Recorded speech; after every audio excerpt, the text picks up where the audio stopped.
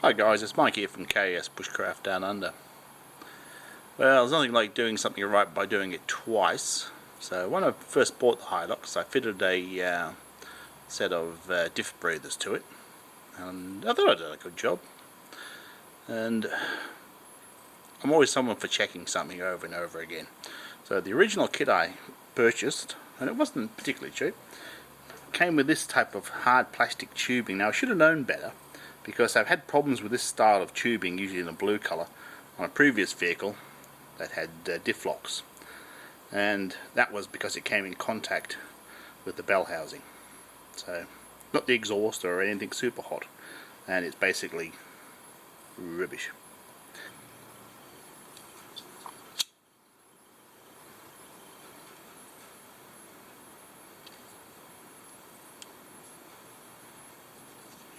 So I've redone it using a much better quality, better quality hose in a very similar type of kit.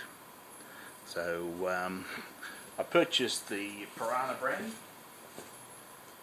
That comes with a hose material that looks the bomb.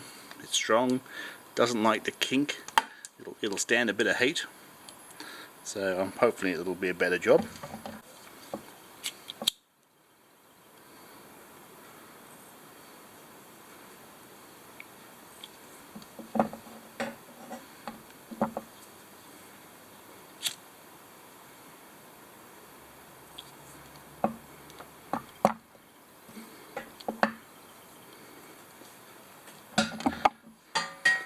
I throw everything everywhere.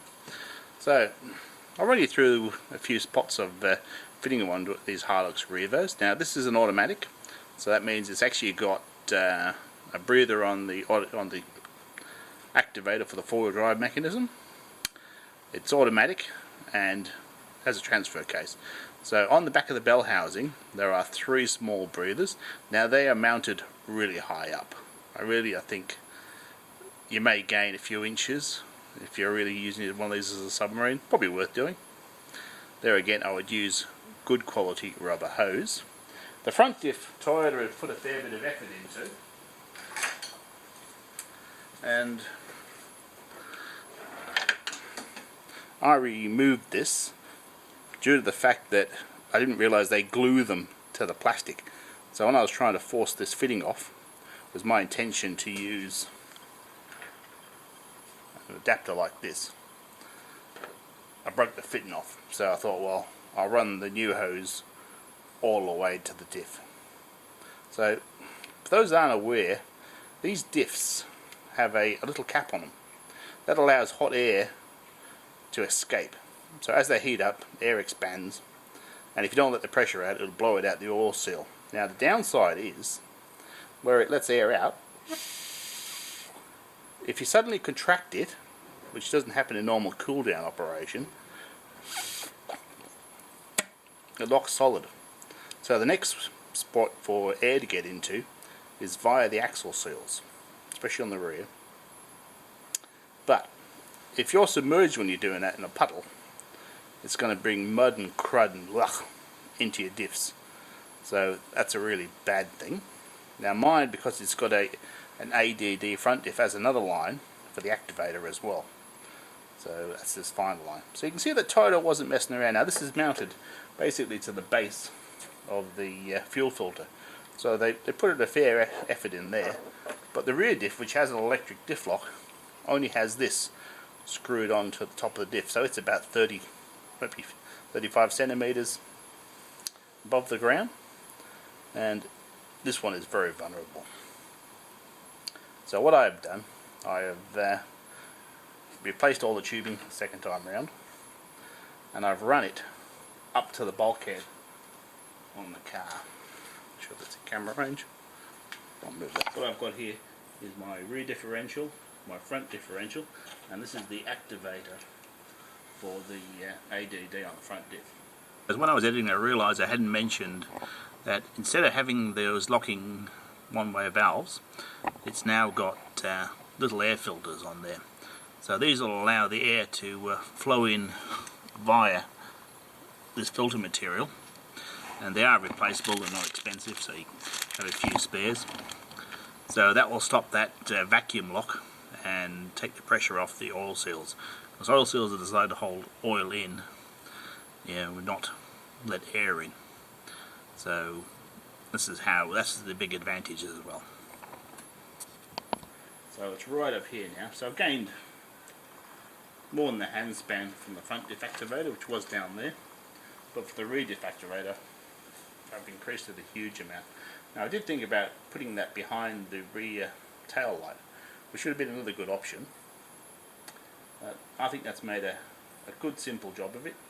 Now the other ones, if I can get the camera in there, I'll take a photo for you of where they're located at the top of the bell housing. It's a brute to get to. So you'd have to be really keen to want to extend those. Might be easier on a hoist, which I don't have.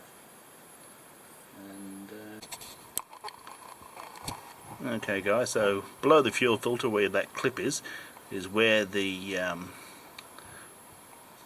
little valves were. So you can see I followed both lines up, round, up the bulkhead and across to the highest point in the engine bay. So that makes a good job of it.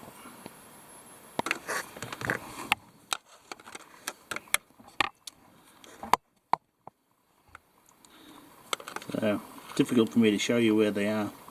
They're basically right on top of the bell housing. Absolute bruiser to get to. Of course this here is an exhaust heated pipe.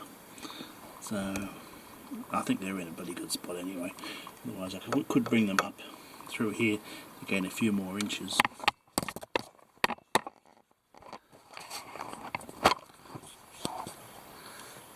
Yeah, difficult for me to show you guys.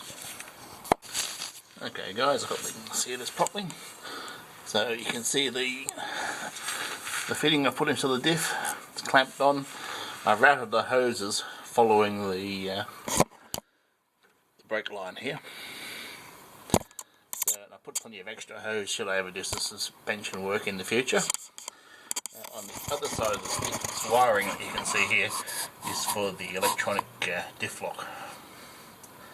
So there's a lot more going on in these diffs than there used to be, and this point here is the lowest point for either of the diffs for the breathers.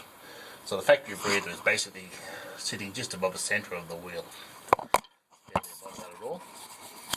So from there I followed the chassis rail, and I was lucky there was empty spots in the chassis rail for the cable to run in. So good quality hose, make it better than factory, not worse.